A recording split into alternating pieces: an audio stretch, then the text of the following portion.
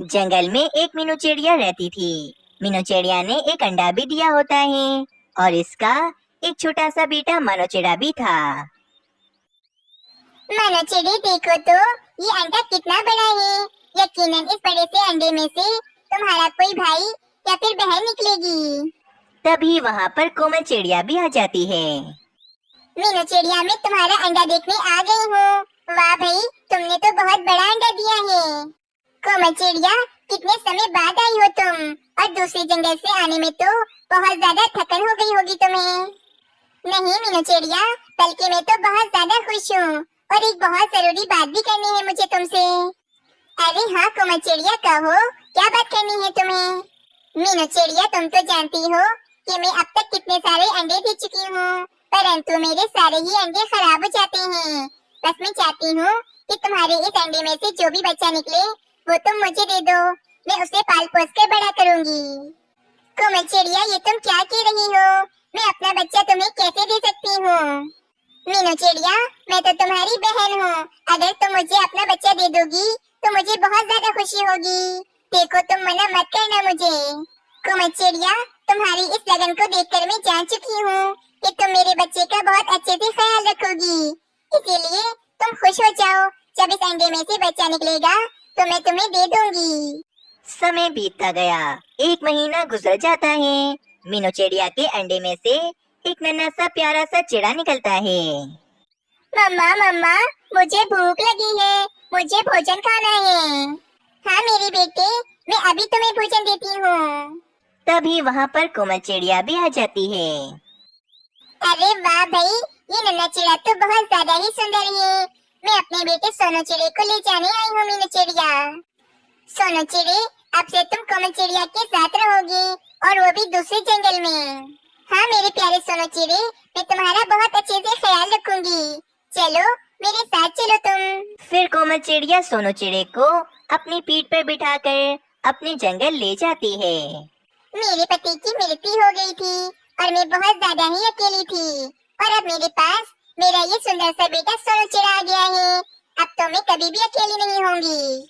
मम्मा, ये अंडा किसका है?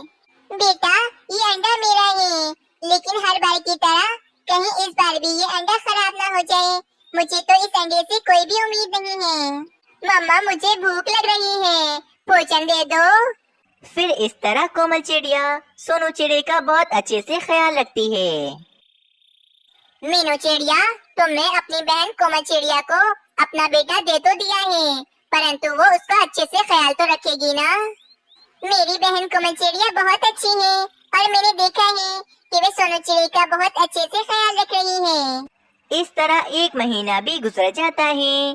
कोमल चिड़िया के अंडे में से एक नन्ही सी चिड़िया निकलती है। कोमल चिड़िया तो बहुत ज्यादा ही हैरान हो जाती है। हाय रे, ये मैं क्या देख रही हूँ? मैंने तो इस अंडे का बिल्कुल भी ख्याल नहीं रखा था और मैंने अपनी सारी उम्मीदें भी खत्म कर दी थी, परंतु मेरे इस अंडे में से तो एक सुंदर सी चिड़िया निकली है। अब तो सोनू चिड़िया अपनी नन्ही चिड़िया का बहुत ही अच्छे से ख्याल रखती है और इसे अपने परों से भोजन खिलाती है। मम्मा मम्मा, कब से आप सोनू चिड़िया को भोजन खिला रही हो? मुझे भी तो खिलाओ। हाँ तो तुम कोई छोटे बच्चे तो नहीं हो, खुद खा लो तुम। अब कोमल चिड़िया अपनी सगी बेटी सोनू चिड़िया और सोनू चिड़े में फर्क करने लगी थी। कोमल चिड़िया सोचती है, अगर मुझे पता होता कि मेरे इस अंडे में से नन्ही सी चिड़िया निकल जाएगी तो मैं कभी भी मीनू चिड़िया के बेटे को पालने के लिए नहीं लेती। हर समय बस सोनू चिड़ा मेरी बेटी से मुकाबला करता रहता है। मम्मा, मैं अपनी बहन सोनू चिड़िया के साथ खेल लूं? कोई जरूरत नहीं है सोनू चिड़े, मेरी प्यारी सी चिड़िया बहुत मासूम है। यकीनन तुम इसे नुकसान पहुंचाओगे, और वैसे भी अब तुम बड़े हो गए हो। अब से सारा भोजन तुम ढूंढ कर लाओगे और मैं अब से भोजन नहीं ढूंढूंगी। परंतु मुझे तो अभी अच्छे से उड़ना भी नहीं आता, मैं भोजन कहाँ से ढूंढ कर लाऊंगा? अच्छा, अब तुम मुझसे जबान लड़ाओगे, मैं तुम्हें अभी बताती हूँ। फिर कोमल चिड़िया एक डंडी से सोनू चिड़े को मारने लगती है। अब तो बेचारा सोनू चिड़ा रोजाना ही खुद भोजन ढूंढने चला जाता था, और तो और अब कोमल चिड़िया सोनू चिड़े को भोजन भी खाने नहीं देती थी। वहीं दूसरी तरफ जग्गू पक्षी मीनू चिड़िया के पास आता है। मीनू चिड़िया, मैं कोमल चिड़िया के जंगल से आया हूँ। तुमने अपने बेटे सोनू चिड़िया को कोमल चिड़िया को देखकर बहुत बड़ी गलती करी है। जब से कोमल चिड़िया की बेटी हुई है, ये बेचारे सोनू चिड़िया को बहुत ज्यादा मारती हैं और इससे सारा काम भी करवाती हैं। क्या जग्गू भाई, ऐसा कैसे हो सकता है? मेरी बहन कोमल चिड़िया तो बहुत ज्यादा अच्छी है। अगर तुम्हें मेरी बात पर भरोसा नहीं है तो तुम खुद जाकर देख लो। मीनू चिड़िया बहुत ज्यादा परेशान हो जाती है और वे फौरन कोमल चिड़िया के जंगल चली जाती है। कुछ देर के बाद मीनू चिड़िया कोमल चिड़िया के घर के बाहर आती है। मीनू चिड़िया खिड़की से घर के अंदर देखने लगती है। अरे सोनू चिड़िया, यहाँ ऐसे क्यों लेटे हो? अभी बहुत सारे काम पड़े हैं। मेरी सोनू चिड़िया को आम खाना है। जाओ जाकर पेड़ से एक आम तोड़ कर लाओ। मम्मा, मुझे बहुत भूख लग रही है, उठने की हिम्मत नहीं है। इतना कहकर वे सोनू चिड़ा उसी समय बेहोश हो जाता है। ये तुम सो कैसे गए? मैं तुम्हें अभी सबक सिखाती हूँ। फिर कोमल चिड़िया रोज की तरह आज भी सोनू चिड़े को डंडे से मारने लगती है। रुक जाओ कोमल चिड़िया, तुम मेरे बेटे को कितनी बुरी तरह से मार रही हो। मुझे पता नहीं था कि तुम इतनी ज्यादा जालिम हो। अगर तुम मेरी बेटी को पाल नहीं सकती थी तो मुझसे मांगा क्यों था? मैं तुम्हें कभी माफ नहीं करूंगी। इसे तो मुझे फौरन उल्लू वैची के पास लेके जाना चाहिए। ना जाने इसे क्या हो गया है। अरे हाँ भाई, ले जाओ अपने बेटे को। मुझे भी तुम्हारे इस बदतमीज बेटे की कोई जरूरत नहीं है। मीनू चिड़िया अपने बेटे को अपनी पीठ पर बिठाकर फौरन उल्लू वैची के पास ले जाती है। मीनू चिड़िया, कोमल चिड़िया ने सोनू चिड़े को बहुत दिनों से भूखा रखा हुआ था, जिस कारण सोनू चिड़ा बेहोश हो गया। अगर तुम इसे मेरे पास न लाती तो शायद ये मर भी सकता था। बस उल्लू वैची, मुझे सबक मिल गया है। अब मैं अपने बेटे को अपने साथ ही रखूंगी। कुछ ही दिन ऐसे ही गुजर जाते हैं। मीनू चिड़िया अपने दोनों बेटों के साथ बहुत अच्छे से रह रही होती है। वहीं दूसरी तरफ कोमल चिड़िया भी बहुत ज्यादा ही खुश होती है। ये लो मेरी प्यारी बेटी, भोजन खाओ। मम्मा, ना जाने आज मेरे दिल में बहुत दर्द हो रहा है। इतना कहकर वे सोनू चिड़िया उसी समय बेहोश हो जाती है। हाय रे मेरी बेटी, ये तुम्हें क्या हो गया? मुझे फौरन उल्लू वैची को बुलाना चाहिए। थोड़ी देर के बाद उल्लू वैची आते हैं और वे सोनू चिड़िया को चेक करने लगते हैं। कोमल चिड़िया, तुम्हारे सारे अंडे खराब हो जाते थे, लेकिन इस अंडे में से ये नन्ही सी चिड़िया निकली थी। अब ये चिड़िया भी नहीं बच सकती, क्योंकि इसके दिल में एक सुराख है, जिसके कारण ये मर जाएगी। नहीं नहीं, ऐसा कैसे हो सकता है? मेरी बेटी मुझे छोड़कर कैसे जा सकती है? कोमल चिड़िया, तुमने बेचारे सोनू चिड़े के साथ कितना गलत किया था। शायद ये तुम्हें उसी की सजा मिल रही है। हाय रे, ये मैंने क्या कर दिया? आज मेरी सजा मेरी बेटी को मिल रही है। अब मैं दोबारा से अकेली हो जाऊंगी, कोई मेरे साथ नहीं होगा। इस तरह कोमल चिड़िया को अपनी गलती की सजा मिल जाती है और वे दोबारा से अकेली रह जाती है। अगर आप सबको ये कहानी अच्छी लगी तो वीडियो को जरूर लाइक करें और आने वाली हर नई वीडियो को देखने के लिए चैनल जरूर सब्सक्राइब करें।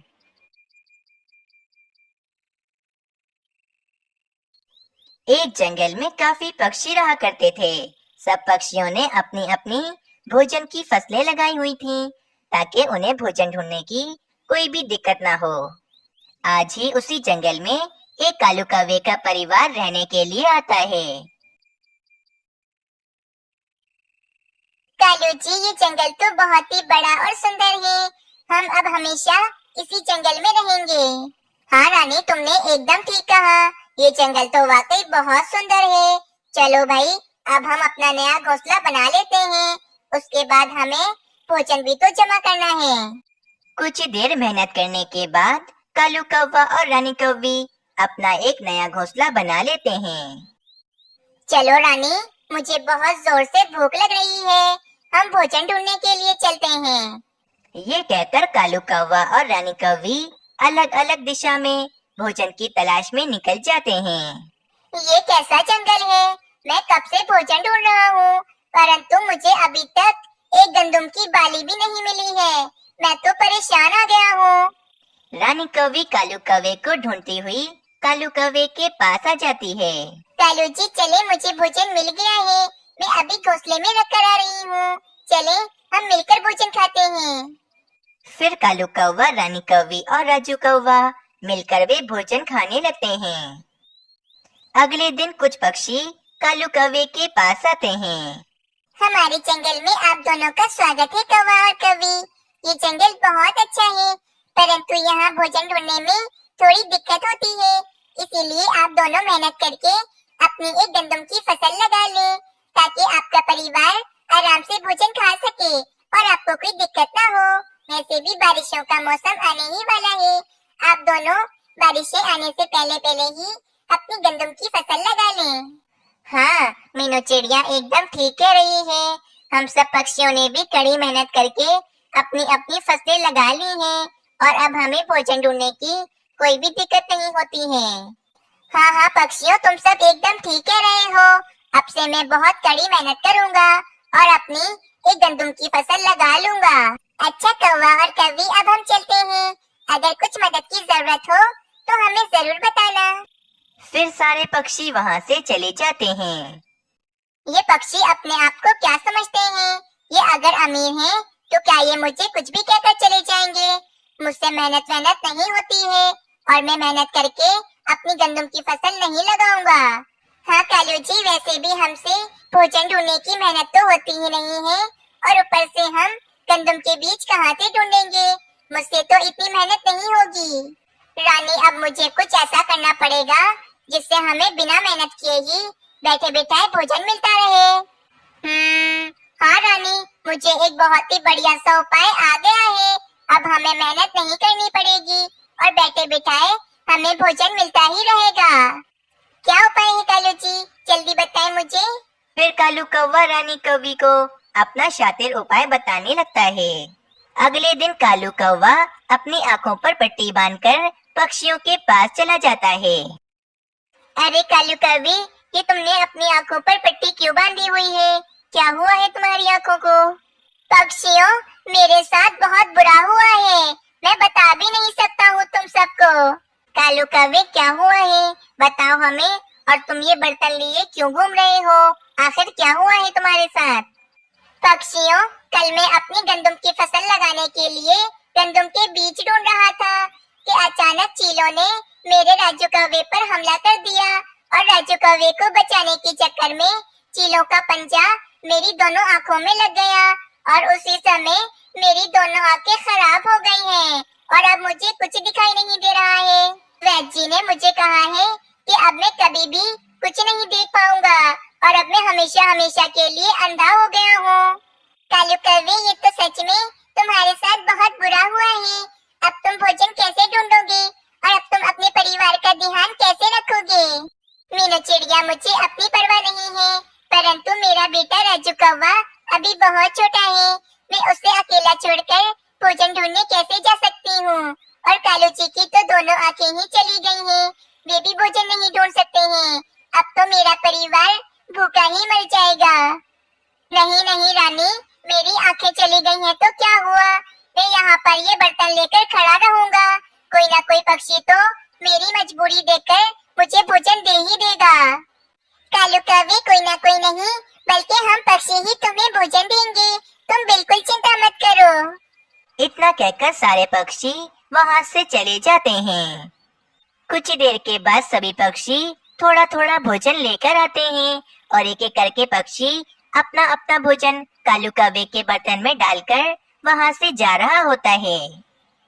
थोड़ी देर के बाद कालू कौवे का बर्तन अब भोजन से भर गया होता है और सब पक्षी भी वहाँ से चले गए होते हैं। अरे वाह कालू जी, आपने तो कमाल की एक्टिंग की है अंधे कौवे की। और अब किसी पक्षी को हम पर शक भी नहीं होगा और हम बिना मेहनत किए ही भोजन खाएंगे। हाँ रानी, अब बिना मेहनत किए स्वादिष्ट भोजन के मजे लो। अगले दिन भी कालू कौवा ऐसे ही एक बर्तन लेकर बैठ जाता है। कोई तो पक्षी इस गरीब अंधे पक्षी की मदद करे, बहुत भूख लग रही है, कोई तो मुझे भोजन दे दो। कालू कौवा ऐसे ही पक्षियों को बेवकूफ बना रहा था और सभी पक्षी कालू कौवे का बर्तन भोजन से भर देते हैं।